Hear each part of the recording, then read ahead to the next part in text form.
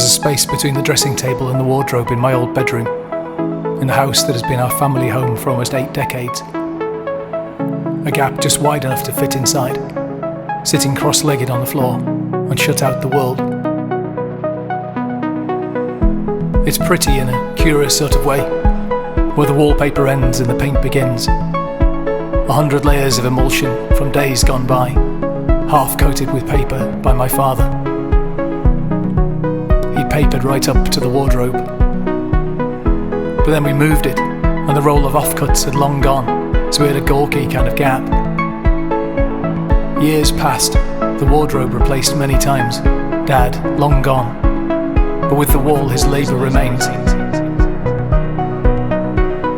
I've never cared to repaint or to replace the paper. I sat here when he died, and again when the doctor told me of my cancer.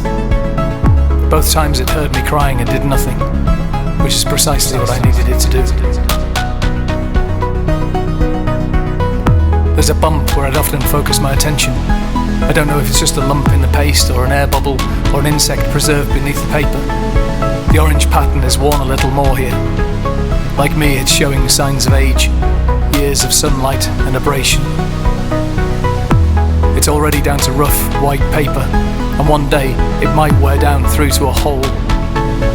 I picked at it once and then stopped myself. If I tore it, someone might notice and look to replace the paper. I think of the countless hours I've spent next to this wall. Away from it I've travelled, I've had friends, I've got grandchildren, but here in this speck of space-time, in the little space between furnitures, I'm at peace. I don't need to do anything or go anywhere. I don't answer to anyone. I just sit and look and talk. If anyone ever asked, I'd say that I was reading a book or writing my diary. I realise a wall, like any other inanimate object, cannot really be my friend. We've never been for ice cream or to a disco. We've never discussed boyfriends or hairstyles. The wall just absorbs.